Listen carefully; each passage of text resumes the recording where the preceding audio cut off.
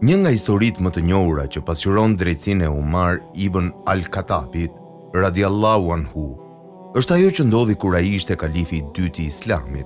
Kjo histori tregon se Umar radiallahu anhu, pavarësisht nga statusi ose pasuria e individëve, trajtonte çdo njeri me barazi dhe drejtësi të plotë, duke siguruar që askush mos kishte privilegje të paarsyeshme, as për shkak të pasurisë e as për shkak të pozitave sociale.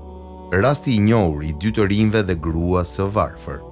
Një histori që reflekton në mënyrë të qartë drejtsinë e Umar ibn al-Khattabit, ndodhi kur ai u përball me një çështje që lidhej me dy të rinj nga fisi Quraysh, fisi ku ai vetë kishte lindur. Ata ishin të rinj dhe të lidhur me pasurinë dhe pushtetin, dhe ishin të njohur për statusin e tyre të lartë shoqëror. Ngjarja. Një ditë një grup të rinjsh nga fiset e Qurayshit, që kishin të ardhurat të mëdha dhe lidhje të forta shoqërore, u paraqitën para Umar ibn al-Khattabit radiallahu anhu. Ata kërkuan një favor nga ai për të zgjidhur një çështje që lidhej me disa të drejta që ata mendonin se duhet t'u jepej atyre për shkak të pasurisë dhe pozitës së tyre. Duke u mbështetur në pozitat e tyre të larta dhe influencën që kishin, ata u munduan të përfitojnë ndihmën e kalifit Umar për të marrë një vendim që do t'i favorizonte ata. Ata kërkuan që ai t'u jepte një vendim të favorshëm për të përfituar më shumë se sa dikush që nuk ishte nga fisi i tyre i pasur. Reagimi i Umarit. Në këtë moment, Umar ibn al-Khattabi radiallahu anhu i priti ata me një qëndrim të qartë dhe të vendosur.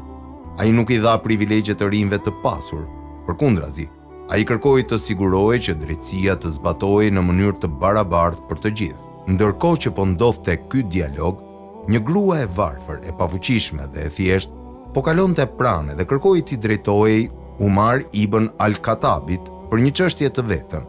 Kjo grua kishte një kërkesë të thjeshtë, por të rëndësishme. Ajo kërkonte drejtësi për një padrejtësi që kishte ndodhur ndaj saj.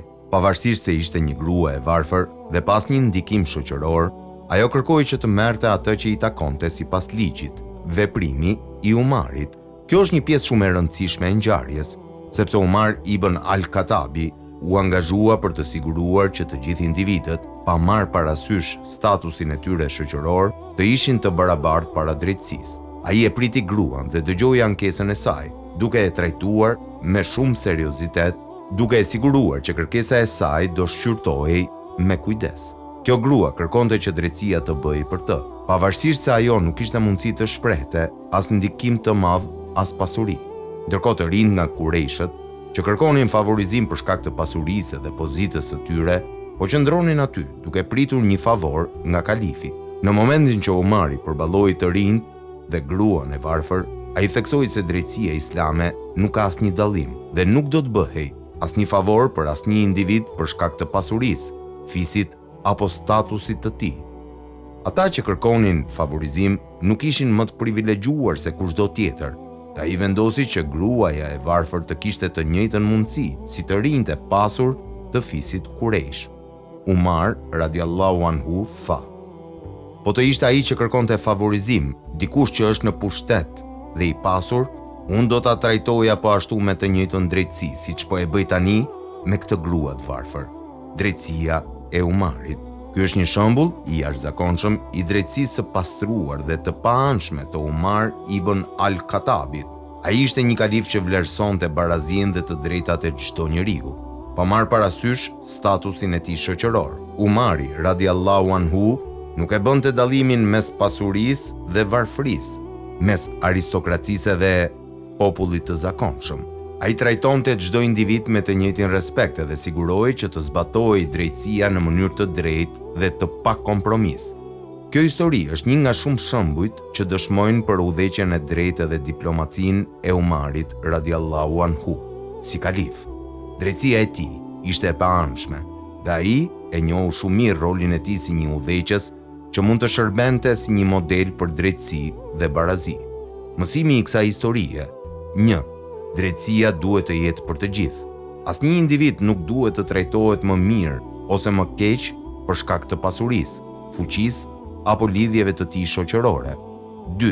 Një udhëheqës i vërtet është ai që siguron se çdo njeri, pavarësisht statusit të tij, ka të drejta të barabarta. 3. Asnjë favorizim nuk duhet të bëhet për njerëzit që janë të pasur, të njohur apo të lidhur me aristokracinë. Historia e Umar ibn al-Khattabit radiallahu anhu është një mësim i fuqishëm për të gjithë udhëheqësit dhe për njerëzit që e çmojnë drejtësinë, barazinë dhe të drejtat e njeriut.